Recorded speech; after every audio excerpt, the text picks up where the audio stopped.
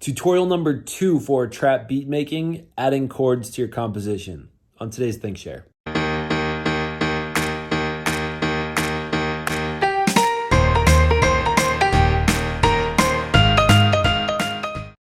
Hello and welcome to the ThinkShare. My name's Zach, here to bring to what I've been thinking about, sharing about, talking about, listening to, reading about that doesn't belong in math class. If you're new to the channel, I invite you to subscribe. Hit the like button if you're into that thing. I'm going to show you, I'm going to build on tutorial 1 and how to make some melodies for some trap music. This is going to be a little bit longer. So I'm going to redo what I did in the previous tutorial. If I want to make it a little longer so that I have a longer melody, I'm going to make it that long, and hats each 2 steps. All right. So here's what comes next. This is what was taught to me. I believe this is a mixture of AJ and Vlad, the music teacher, is to add some chords. Now, a lot of people start with chords. They start with their melodies. I typically kind of start with drums. Totally up to you. Doesn't really matter when you're first starting because you're just trying to understand things. All right. What I want to do is I want to add another instrument. So for basic beginners, AJ now yells at me for using this too much because I'm not a beginner anymore. But hit the plus sign here, and we're just going to use FL keys. So FL keys is a basic piano sound. So I'm going to X out of this, and what I want to do is I want to notice these are 1, 2, 3, 4. I'm going to make this 5. Later on, when you're mixing the volume levels and some other things, that'll be useful, but that's a good practice to get into. All right, right-click it and go to the piano roll. So piano roll is where you no longer just have patterns, but you also have notes. So one thing I'm going to do in here, so this is a tiny bit complicated, but we're just going to focus on chords today. We'll talk about like melody more some other day, I guess. I'm going to go up into the helpers here. So this is what was taught to me, is that if you go to helpers, scale highlighting, if you're in a major chord, it's going to sound kind of happy. If you're in a minor harmonic, really any minor, it's going to sound a bit more sad. Let's see. This doesn't mean a whole lot to me. I don't know if this means a whole lot. But I just know that minor and major matter. So I'm going to go with minor harmonic. If I just left click here, it will X me out of this little screen. If I right click, it'll keep me in the screen.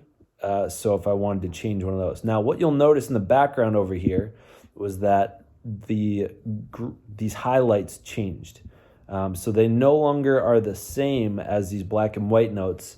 If you're in C major, then they would match where these black notes are over here. So what this is the way I kind of describe it is if you're cooking, right, and you want to make something sweet with like sugar flavors in it, like a baked good, you'd want to stick with those, and you'd want to stay away from the meaty, savory, maybe salty flavors. So this kind of helps you which flavors to stay within by using certain kind of notes. When you hear someone singing and you're like, whoa, that sounded weird, that's usually because they're off key or they're on the wrong, they switch scales, they're out of key. So these, if you stick with the whitish gray highlighted ones here, that will help you stay in the right key. Now, I want you to also notice 1, 2, 3, 4, up to 5, right? This is the first 5 bars. You can also notice my drums right there are only going up to 3. So they're there for the first 2. I want to go over and I want my drums to go for a little bit further. So I'm going to go add 2 more and 2 more and make the hats go all the way. So this is 4 bars now, and I want my chords to go for a full 4 bars. Now, here's what was taught to me when I was a brand new beginner, knew nothing about scale or keys or anything. All right, you set your scale highlighting. We're setting it to minor because we want it to have that trappier, dark sound. Here's what you're gonna do. Doesn't matter really any of the it'll sound good. I swear, it almost always sounds good to me. Start with one note, all right? These are really short because they're used to drums. We're going to make them a whole note, a whole beat long, all right? So it's going to start here, go to there. Now, what I want to do is I want to skip one white. These are called triads. So it's 3 notes on top of each other. They're triad chords. So we got one note, skip a white one. That's important. Put the next one, skip another white one, put another one. I'm going to hit spacebar. All right. I feel like I want to go down from there. So I'm going to do the same idea, but I'm going to go down a note. So skip a white one, skip a white one.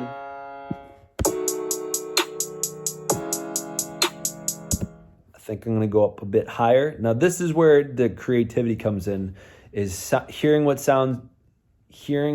and figuring out what sounds good. But these are the basic principles. Keep these one white note apart, right? Even though there's 1, 2, 3 apart, there's only one white one in between. That's the important part. All right. And then, so I'm going to go a bit higher. Now you could go straight down again, but I'm going to go up here, skip one white one, skip one white one, and I'm going to do it one more time a bit lower.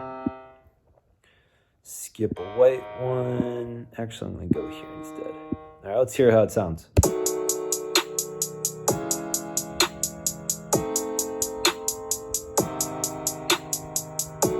All right, I feel like that sounds okay. That is enough to get going on the next part. That's all we're here for right now. So that right there is how to add some triad chords to give it some feeling, right? Chords and adding some piano, or you could replace this with a flute. You could replace it with guitar.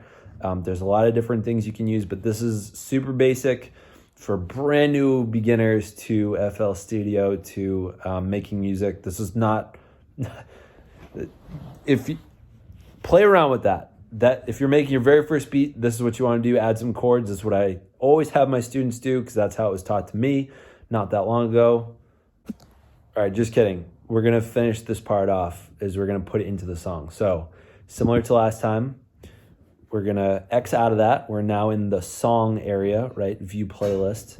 All right, so we're going to right click here, split by channel, and I'm going to hold shift, click all of these, drag it in. They're all highlighted. Now I'm going to click and drag up to the top left corner. I'm going to hit Command B a couple times.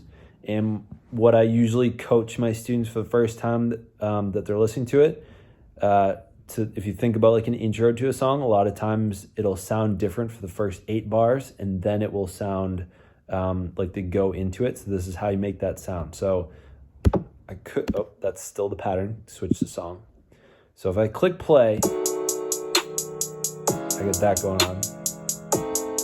But I don't want to go straight into it. So I'm going to get rid of all these by right-clicking off all those. So I'm going to hear the chords for 8 bars, and then it's going to go into the drums. In fact, I'm going to cut out just a little bit of this so it gives us a little drama.